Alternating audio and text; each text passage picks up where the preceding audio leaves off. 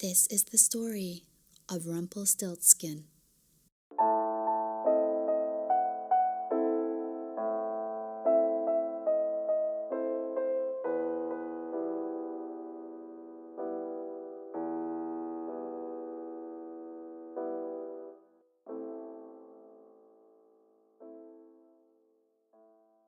Once upon a time, there stood a wealthy kingdom far to the east. In this kingdom, wheat grew in abundance and kept every citizen incredibly wealthy. The harvests were so rich that all the land had far more wheat than they could eat, which meant that they were able to sell it in the market to merchants from neighboring kingdoms. Indeed, some of this kingdom's citizens were so wealthy that their riches far surpassed that of the king himself. Over the years, the king had watched his people grow richer and richer, while his own wealth did not. Because of this, the king grew jealous and greedy. Day after day, he looked at all the straw that was brought in from the fields, and the color reminded him very much of gold. So the king began to think of ways to turn the straw into gold, and this thought consumed him. One day, he decided to buy all the straw that he could get hold of and stored it in 3 large rooms in his palace. He employed renowned alchemists from his own kingdom and beyond to come up with a formula to turn the straw into gold. But nobody was ever to accomplish this. The king's obsession became fairly well known throughout the kingdom, and one day a miller who had a very beautiful daughter thought he could take advantage of this. Like most fathers, he thought his daughter was the most beautiful young woman in the land, and he wanted nothing more than that she should marry the king and become queen. So he gathered up his courage and took himself to the palace and asked for an audience with the king. The miller then told the king about his daughter, claiming that she could spin straw into gold. The king was intrigued. "Well, my good man," he said to the miller, "if your daughter can indeed do this, then I should be very happy to make her my queen. We will put her to the test. Bring her back to the palace tonight." Immediately, the king had a spinning wheel brought into the first room where he stored the straw. When the miller's daughter arrived later that day, the king took her into the room and showed her the wheel and the straw. "I want all this straw spun into gold," the king told her. "I will come back early tomorrow morning, and if it is not done, I will just have to put you to death.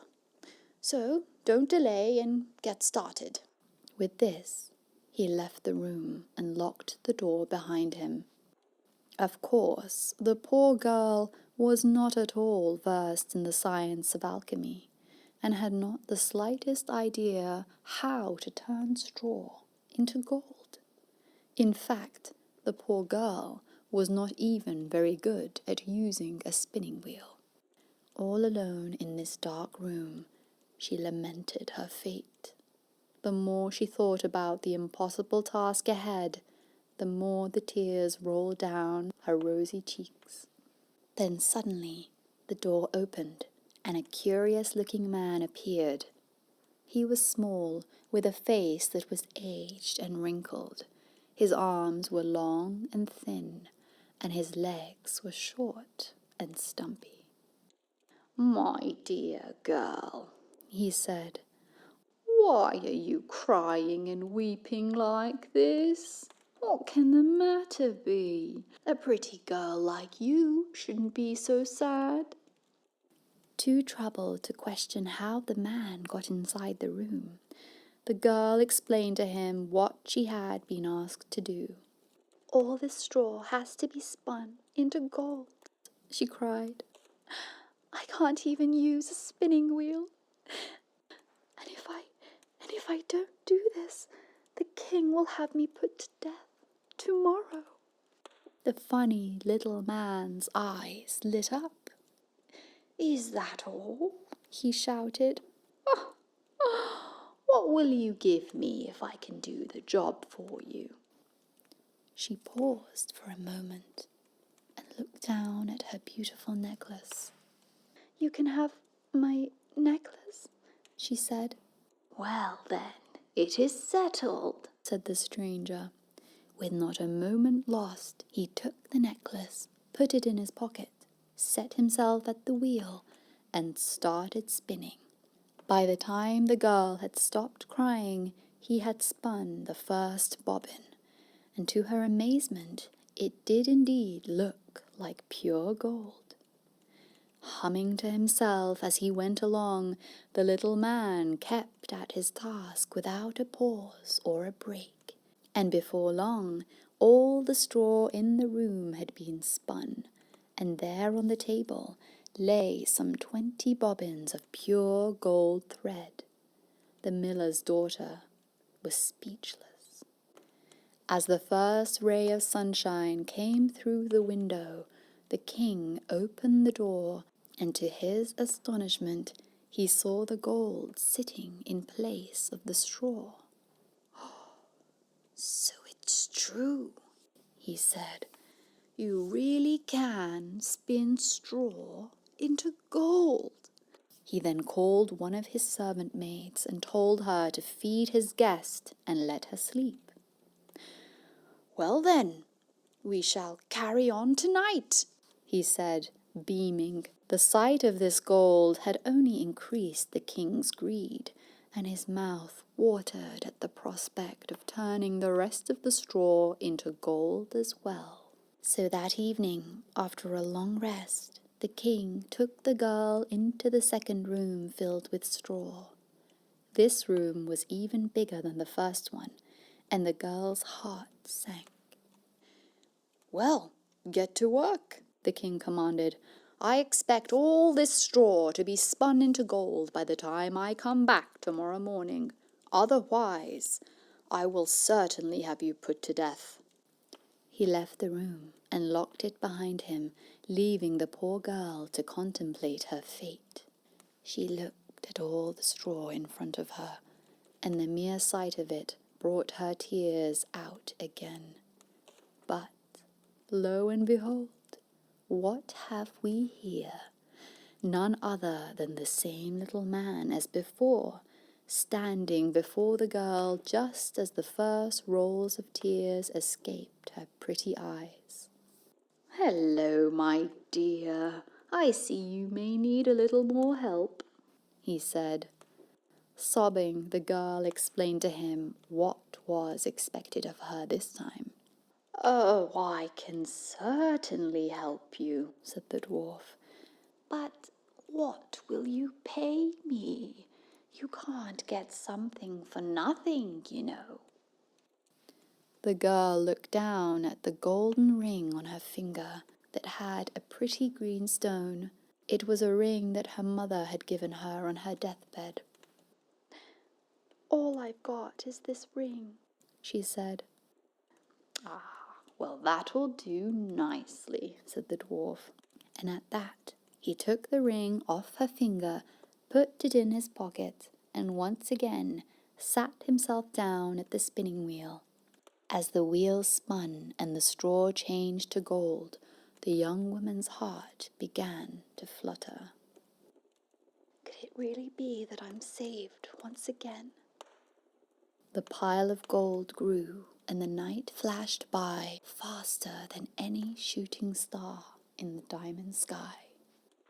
When he had finished, the little man took a bow before the girl and then disappeared as fast as he had come. As soon as the first light of dawn had reached the room, the king appeared once again. He looked at the heaps of gold that the girl had produced and felt very pleased with her progress. Once again, He ordered his maid to look after the miller's daughter, so that she would be well rested before resuming her task on the third and final room that was filled with straw.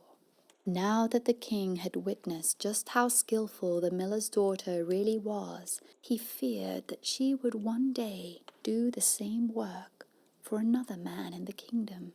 In that moment, he decided that he would marry her so that no other could take advantage of her unique talent. But there was one more room to spin before he could commit to this. It was that evening when the king took her into the third and final room. This room was as large as the other two combined, and the sight of it filled the girl with dread. "I want you to spin all this straw into gold before the break of dawn," the king told her. "But rest assured, young one, if you can accomplish this, then I will make you my bride." As soon as the king had left her alone in the room, she began to cry, as she had done every night in the palace. And as soon as the first teardrop rolled down her cheek, the little man appeared again, as though by magic. "Look at this straw," the girl cried. "The king wants all this to be spun into gold by morning." She burst into another tearful bout of crying. "Oh, I can do this for you all right," the dwarf said. "But what will you give me this time? You have no necklace, no ring."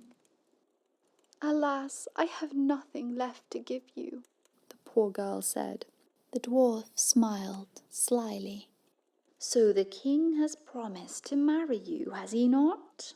Well, if he does, and you have your first child, you will give that to me."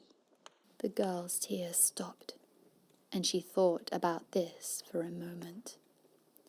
She did not much like the idea of giving away her first child, but then again, that might never happen. After all, who really knows what the future holds? But she was sure of one thing. If all this straw in this enormous room were not spun into gold, then she would certainly die. "Very well," she said to the dwarf. "If I become queen, you will have my firstborn." At this, the dwarf took his place behind the spinning wheel and began his work.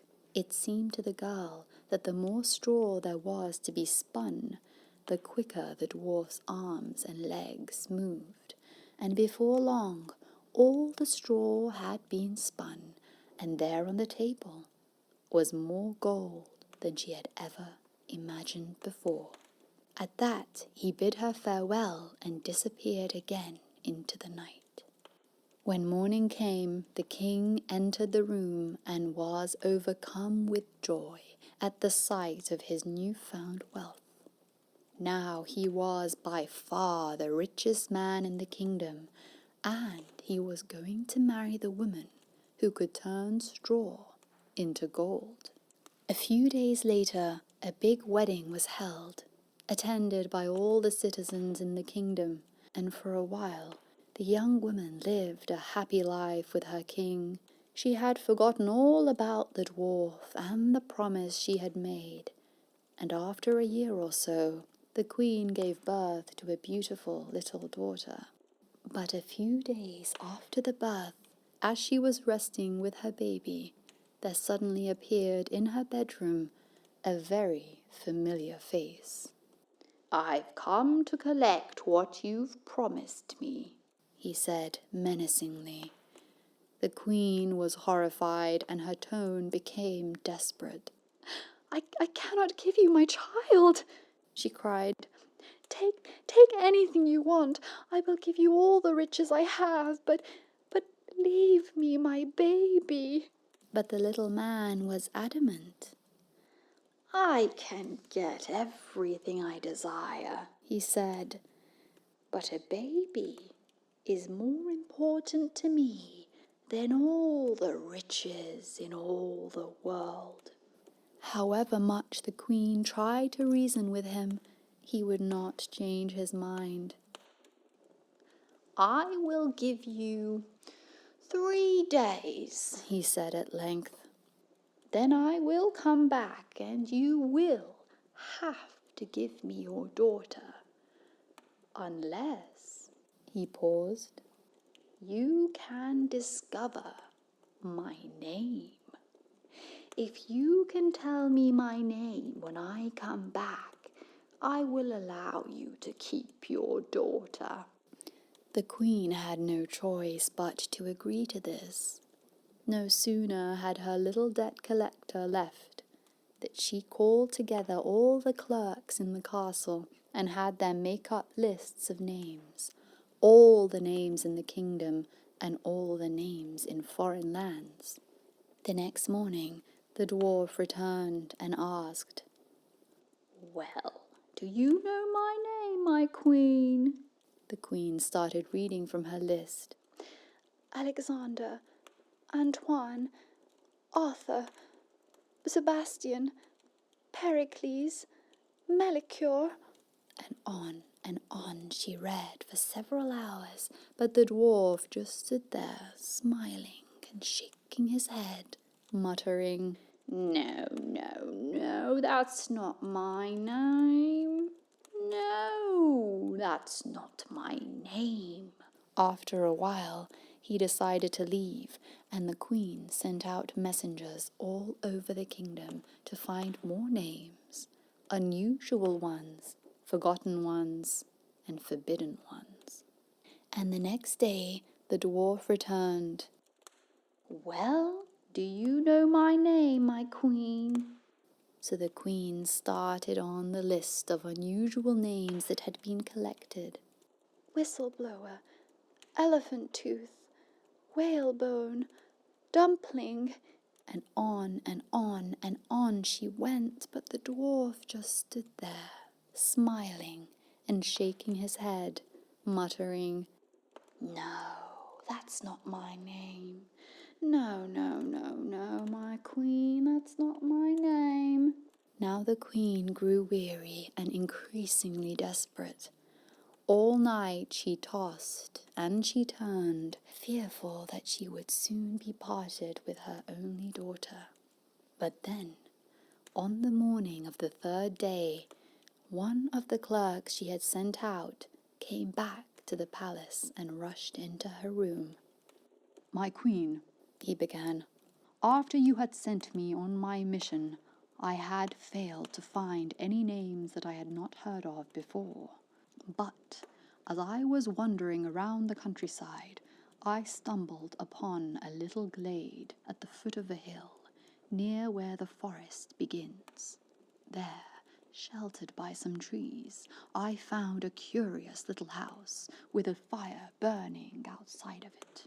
And around the fire there was this funny, odd-looking little man, dancing on his short legs and singing a little song which he kept repeating over and over again."